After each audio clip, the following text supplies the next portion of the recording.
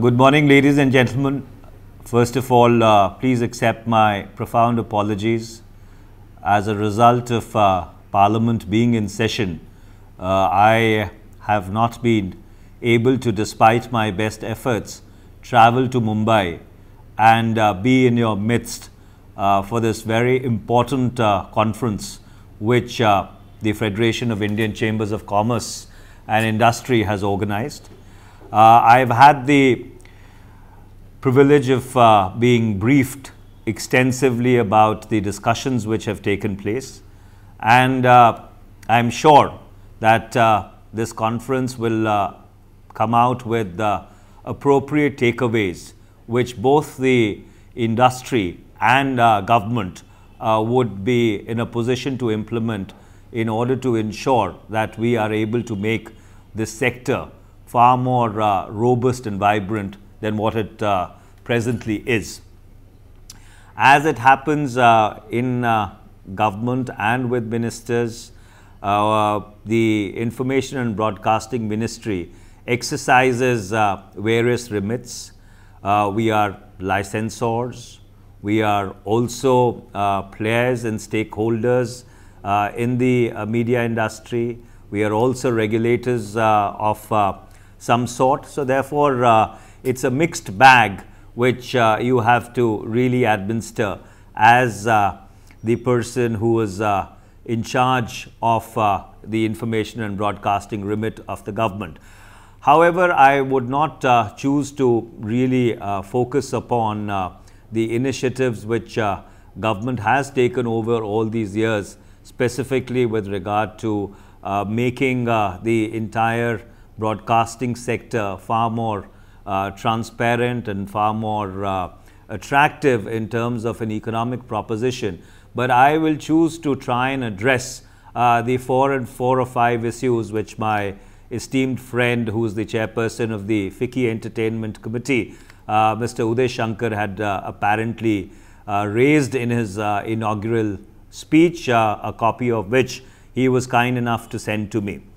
I cannot agree with the sentiment that the media and entertainment industry is not only a huge economic multiplier, but it also has the potential of absorbing the creative intellect of our younger people as India goes into the next 2 decades of its economic trajectory. It is therefore incumbent upon government to try and ensure that we put in place appropriate mechanisms which try and play the role of a facilitator and an enabler in order to ensure that the growth of this particular sector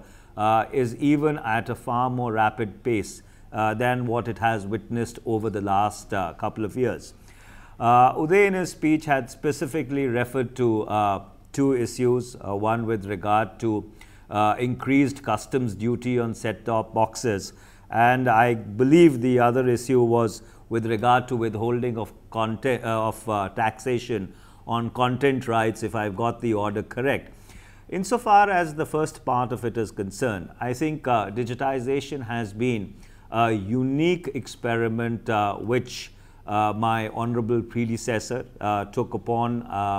as a legal remit in order to see that the cable and television space, which is analog across more than 51% of television homes in this country, is digitized.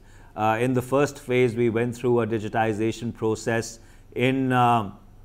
Mumbai, in Calcutta, in Delhi and in Chennai. By and large, this digitization process has been successful. But what has also come out as a result of a review of this process is that most of these set-top boxes, are imported from countries in our neighborhood, especially Southeast Asia. So it is important that when such a huge exercise is undertaken, which involves a revenue outgo of about $4 to $5 billion, essentially paid by the people of India and by the multi-system operators, there should be certain tangible benefits which must accrue to Indian manufacturing. So therefore, in order to give a fillip to Indian manufacturing, to see that a part of this huge economic cake in the broadcasting sector does translate into tangibles in terms of providing the appropriate incentives to the Indian manufacturing sector, the finance minister, in his wisdom, decided that customs duties on imported set-top boxes needs to be increased slightly. So therefore, I don't think it should really be seen as an attempt in order to stall digitization or in order to set the process of digitization back. It needs to be seen in its proper perspective that we as a country do also have a responsibility of ensuring a certain amount of vibrance in our manufacturing sector as we implement various initiatives to try and see that some of our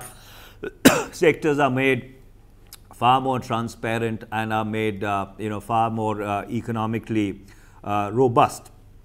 As we go into the second phase of digitization across 38 cities, I think it is very important for the industry also to realize that while there may be a legal compact which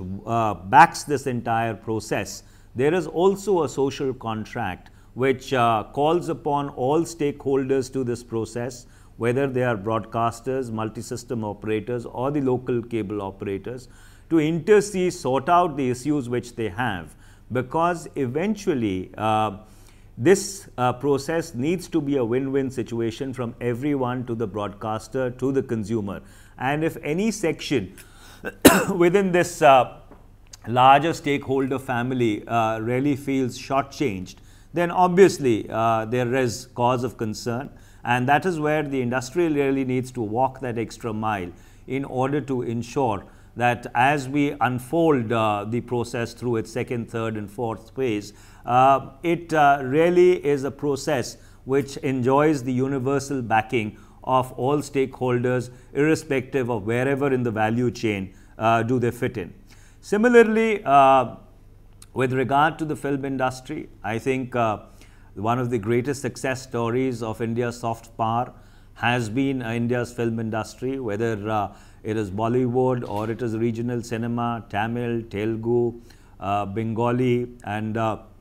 for the lack of time, I would not go across the various other Indian languages which have added to the diversity of India's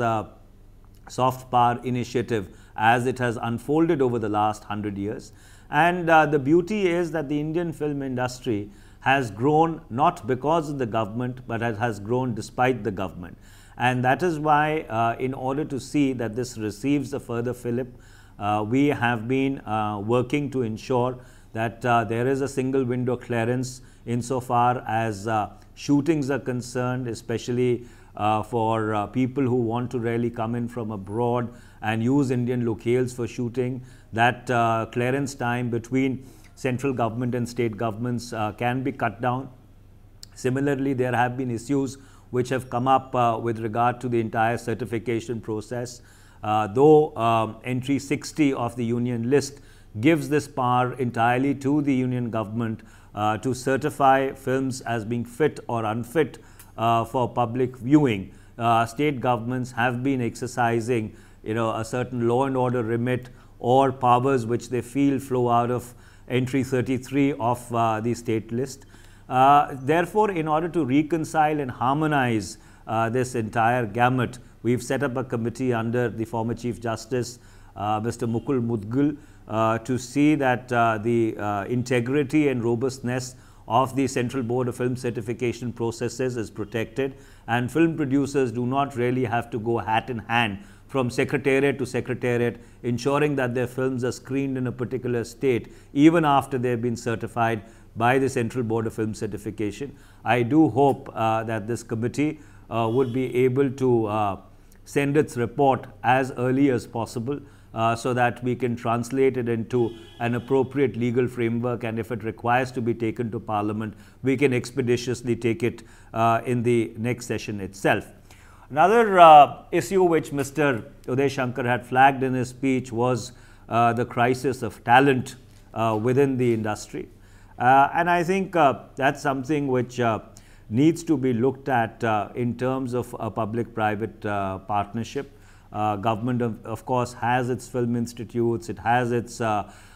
institutes even in the information sector for the training and the certification of journalists. But a far greater initiative in this regard, especially when we go into the technological aspects of either broadcasting or filmmaking, really needs to come out of the private sector. And if there are any suggestions as to how this can be made into a viable economic proposition, we are more than prepared as government to look at it.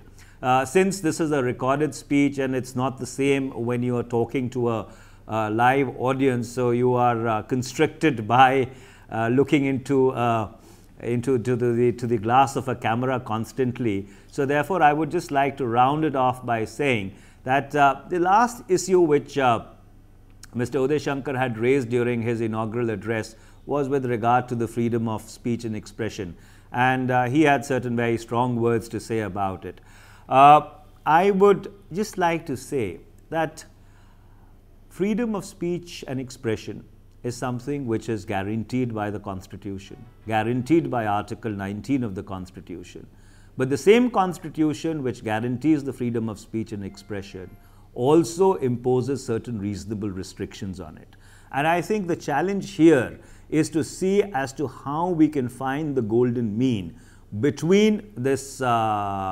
liberty and the reasonable caveats which have been imposed on it by constitution makers. If you personally ask me, I think the freedom of speech and expression does include the right to offend. But then, as someone who's been a practicing lawyer, I ask myself this question, then what about my remedy? If I have a legitimate grievance with the offense which has been caused to me as a result of a certain amount of irresponsible latitude being interpreted as the freedom of speech and expression, do I then have appropriate remedies which can restore to me my dignity and reputation, which are equally guaranteed by the Constitution of India? So therefore, as we unfold this debate further, I think it would be worth the while of industry also to introspect that there is a distinction between a debate which is honest, which is introspective, which is full of candor, and something which can be corrosive to the national spirit. And as India goes into the next 2 decades of its economic trajectory, this is the space for consolidation we have. And in this space, while we require robust oversight, we need to safeguard against the corrosive nature of a discourse, which also has the ability to derail India's quest to be a part of that 21st century, which everybody says is the Asian century. So therefore, with these words, I would like to close my remarks and once again apologize to all of you that I was not present there personally. But I have, as we speak, requested Secretary Information and Broadcasting if he can travel today afternoon to Mumbai to be present with all of you in the evening in order to amplify if he feels appropriate on some of the remarks which I have made, or at least to roadmap the initiative which government has taken in order to be an enabler for the information and broadcasting sector, which is something which I chose not to address in my remarks. But once again, I would like to congratulate FICCI for giving me this opportunity of making certain extempore, off-the-cuff remarks which should not be misconstrued or misinterpreted as a policy statement of the government, but rather as food for thought, food for deliberation as you go into the penultimate and the final rounds of your conference. Thank you very much.